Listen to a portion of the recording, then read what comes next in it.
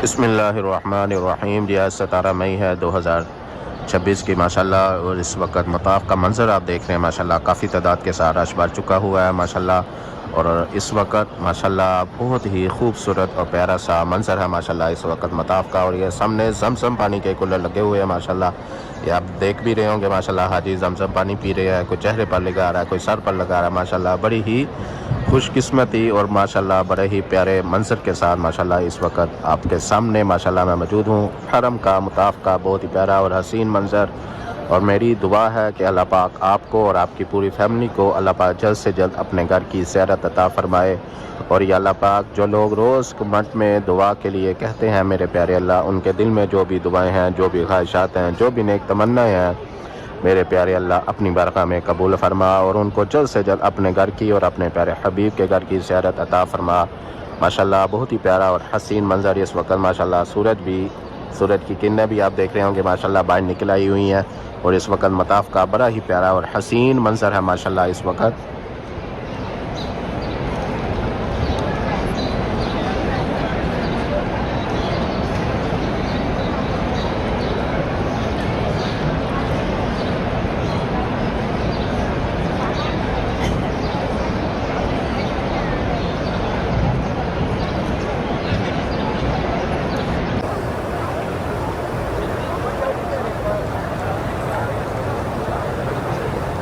أعوذ بالله من الشيطان الرجيم. بسم الله الرحمن الرحيم. الحمد لله رب العالمين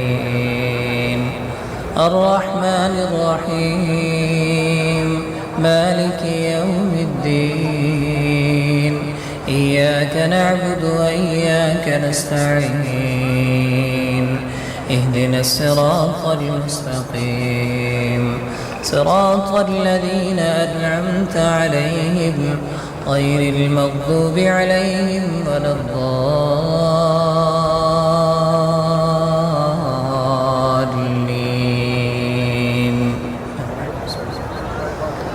بسم الله الرحمن الرحيم. الرحمن علم القرآن خلق الإنسان علمه البيان. الشمس والقمر بحسبان والنجم والشجر يسجدان والسماء رفعها ووضع الميزان ألا تطغوا في الميزان وأقيموا الوزن بالقسط ولا تخسروا الميزان. والأرض وضعها للأنام فيها فاكهة والنخل ذات الأكمام والحب ذو العصف والريحان. فبأي آلاء ربكما تكذبان. خلق الإنسان من صلصال كالفخار وخلق الجان من مارج من نار. فبأي آلاء ربكما تكذبان. رب المشرقين ورب المغربين. فبأي آلاء ربكما تكذبان. مرج البحرين يلتقيان بينهما برزخ لا يبغيان. فبأي آلاء ربكما تكذبان. يخرج منهما اللؤلؤ والمرجان. فبأي آلاء ربكما تكذبان. وله الجوار المنشآت في البحر كالأعلام فبأي آلاء ربكما تكذبان كل من عليها فان كل من عليها فان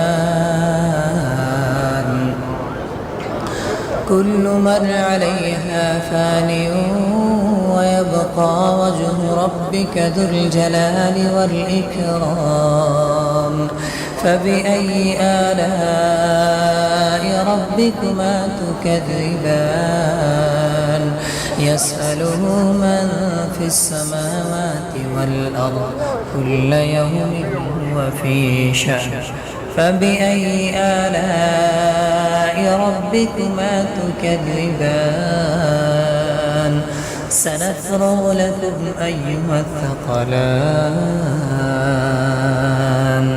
فبأي آلاء ربكما تكذبان يا معشر الجن والإنس إن استطعتم أن تنفذوا من أقطار السماوات والأرض فانفذوا لا تنفذون إلا بسلطان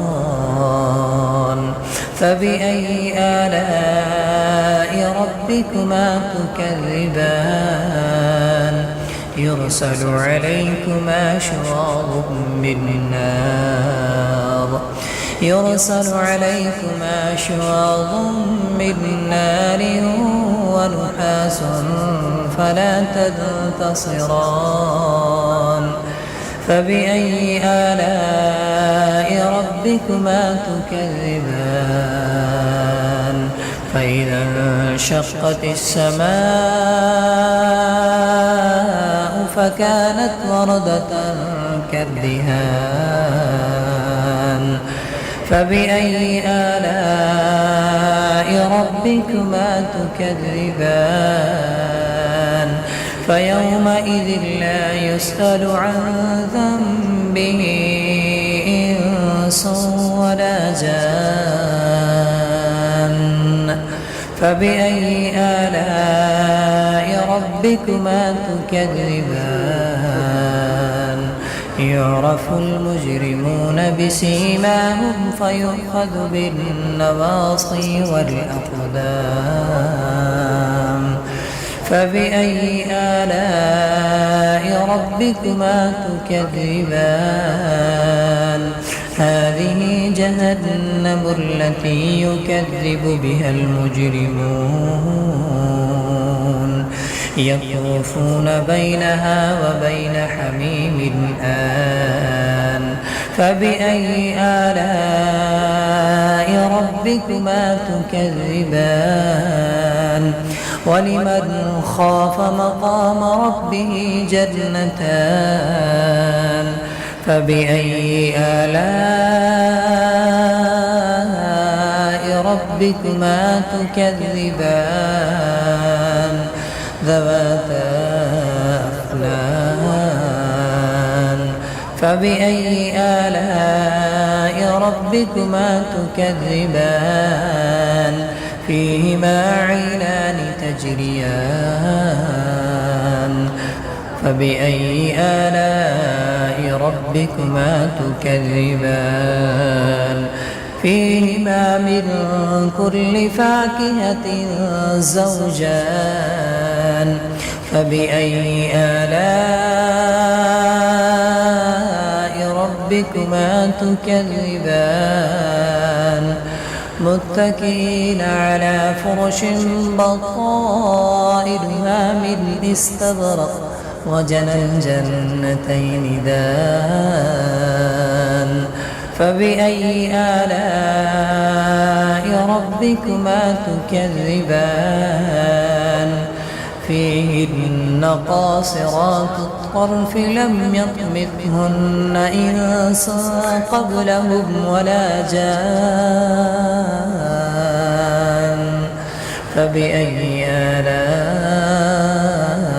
ربكما تكذبان كأنهن الياقوت والمرجان فبأي آلاء ربكما تكذبان هل جزاء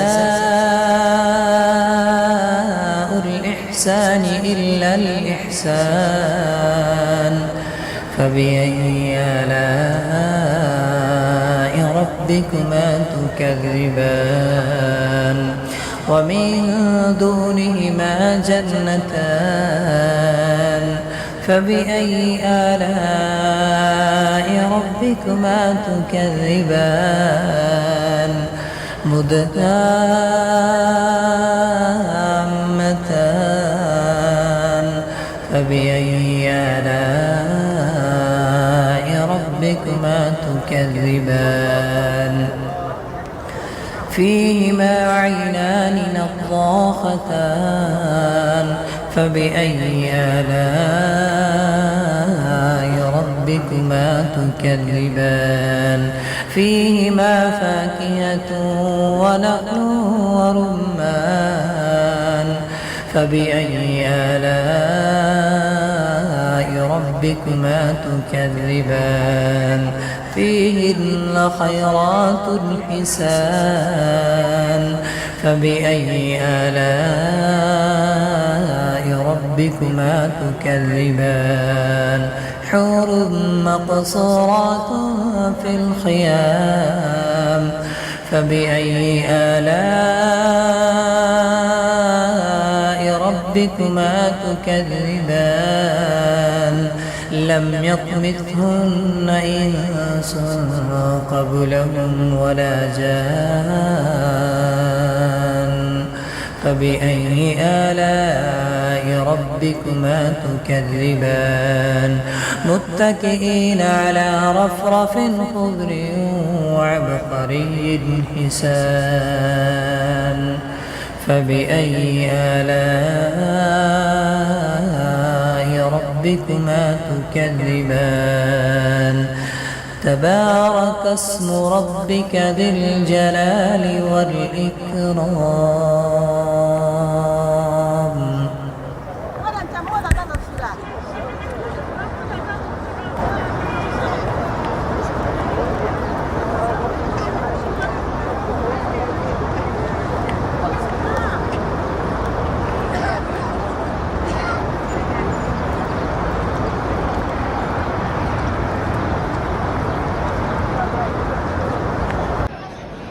पाक को बताया करें आप कितनी तकलीफ़ में हैं, आप क्या महसूस कर रहे हैं। अल्लाह पाक के आगे रो लेने से, अल्लाह पाक से बात कर लेने से अल्लाह पाक दिल में सुकून उतार देता है। अल्लाह पाक को कहें कि हमारे लिए आसानियाँ करे। अल्लाह पाक को बताएं कि आप उनसे दूर नहीं होना चाहते। अल्लाह पाक को बताएं कि आपका साथ होना ही हम सब के लिए काफ़ी है। या अल्लाह मुझे इतना न दे कि मैं तुझे भूल जाऊं। मैंने अक्सर गरीबों को तेरा शुक्र अदा करते देखा है। मैं ये भी नहीं कहता जो मैं मांगूं वो मुझे लाजमी दे। उठाकर हाथ बस इतना कहता हूँ कि जो तेरी रज़ा है। या अल्लाह तेरी बनाई हुई हदूद को तोड़कर मैं तुझसे अपनी बेसुकूनी का शिकवा कर रहा हूँ। या अल्लाह गलती मेरी है जो तुझे छोड़कर इंसानों पर भरोसा कर रहा हूँ। या अल्लाह ऐ कुन फ़यकुन पर कादर अल्लाह, जितने भी दिल, जितने भी सब्र, जितने भी आँखें, जितने भी आंसू, जितनी भी इल्तिजाए, जितने भी यकीन तेरे कुन के मुंतज़िर हैं मेरे प्यारे अल्लाह। सब के हक़ में बेहतरीन फ़ैसला फरमा, सब के दिलों को मुतमईन कर दे और नज़र रहमत फरमा दे। या अल्लाह मैं नहीं जानता मैं तेरी जन्नत के काबिल हूँ कि नहीं, लेकिन मेरे प्यारे अल्लाह दोज़ख से बहुत डर लगता है। या अल्लाह ख़त्म के बाद तुझसे सीखूँगा वफ़ा का सलीका। या अल्लाह मेरे गुनाह माफ़ फरमा। या अल्लाह हम सब के गुनाह माफ़ फरमा। या अल्लाह हम सब के पास तेरे सिवा कुछ भी नहीं। या अल्लाह तू रहीम है, तू करीम है मेरे प्यारे अल्लाह। जो बे औलाद हैं उनको नेक और साले औलाद अता फरमा। یا اللہ پاک جو بے اولاد ہیں ان کو نیک و صالح اولاد عطا فرما۔ یا اللہ پاک ہم سب کے تمام صغیرہ کبیرہ گناہوں کو معاف فرما۔ یا اللہ پاک ہم سب کے ان گناہوں کو بھی معاف فرما جو ہماری دعاؤں کی قبولیت میں رکاوٹ ہے۔ میرے پیارے اللہ ہم سب کی زندگی میں سکون عطا فرما۔ یا اللہ پاک ہم سب کی زندگی میں جو مشکلیں ہیں جو پریشانیاں ہیں میرے پیارے اللہ تو دور فرما۔ یا اللہ پاک ہم سب کی زندگی میں اپنی رحمت عطا فرما۔ یا اللہ پاک ہم سب کی زندگی میں اپنا کرم عطا فرما۔ یا اللہ پاک ہم سب کو ہر قدم میں کامیابی کامرانی عطا فرما۔ یا اللہ پاک ہم سب کے ان گناہوں کو بھی معاف فرما جو ہماری دعاؤں کی قبولیت میں رکاوٹ ہے۔ میرے پیارے اللہ جن لوگوں نے دعاؤں کے لیے کہا ہے میرے پیارے اللہ جو لوگ روز دعا کے لیے کہتے ہیں تیرا خوبصورت گھر کو دیکھ کر تیری خوبصورت گھر کی ویڈیو کو دیکھ کر میرے پیارے اللہ ان کے دل میں جو بھی دعائیں ہیں جو بھی خواہشات ہیں جو بھی نیک تمنائیں ہیں میرے پیارے اللہ اپنی بارگاہ میں قبول فرما۔ یا اللہ پاک جو لوگ تیرے گھر کی زیارت کرنے کے لیے کہتے ہیں میرے پیارے اللہ ان کو اتنی دولت ضرور عطا کر کے وہ تیرے گھر کی اور تیرے پیارے حبیب کے گھر کی زیارت کر سکے۔ میرے پیارے اللہ جو ہم میں سے بیمار ہیں ان کو شفا عطا فرما۔ یا اللہ پاک جو ہم میں سے بیمار ہیں ان کو شفا عطا فرما۔ یا اللہ پاک جن کے بچے بچیاں جوان ہیں ان کے لیے نیک رشتے مقدر فرما، اور جن بچے بچیوں کے رشتے ہو چکے ہیں میرے پیارے اللہ ان کو جلد سے جلد اپنے گھر کا کر دے۔ میرے پیارے اللہ جو قرض دار ہیں جو قرضوں کے بوجھ تلے آگے ہیں میرے پیارے اللہ ان کو قرضوں سے آزادی عطا فرما۔ یا اللہ پاک جو کچھ مانگا ہے عطا فرما، جو نہیں مانگ سکے وہ اپنے شان کے مطابق عطا فرما۔ یا اللہ پاک ہم سب کے ماں باپ کو صحت و تندرستی والی زندگی عطا فرما۔ یا اللہ پاک ہم سب کے ماں باپ کو بار بار اپنے گھر کی اور اپنے پیارے حبیب محمد مصطفیٰ صلی اللہ علیہ وسلم کے گھر کی زیارت عطا فرما۔ یا اللہ پاک ہم سب کے ماں باپ پر اپنی رحمت عطا فرما، ہم سب کے ماں باپ کو شفا عطا فرما۔ یا اللہ پاک جن کے ماں باپ اس دنیا فانی سے چلے گئے ہیں ان کی قبر کی منزلیں آسان فرما، ان کی قبر پر اپنی رحمت عطا فرما اور ان کو جنت الفردوس میں اعلیٰ مقام عطا فرما۔ یا اللہ پاک ہم سب کی ہر دعا کو اپنی بارگاہ میں قبول فرما۔ ربنا آتنا فی الدنیا حسنۃ وفی الآخرۃ حسنۃ وقنا عذاب النار۔ اللہم لک الحمد کما تعلو وصلی علی محمد کما تعلو فإنک التقوی والمغفرہ۔ لا الہ الا انت سبحانک انی کنت من الظالمین۔ وصلی اللہ تعالی خیر خلقہ محمد وعلی آلہ وصحبہ وذریاتہ وآل بیتہ اجمعین آمین برحمتک یا ارحم الراحمین۔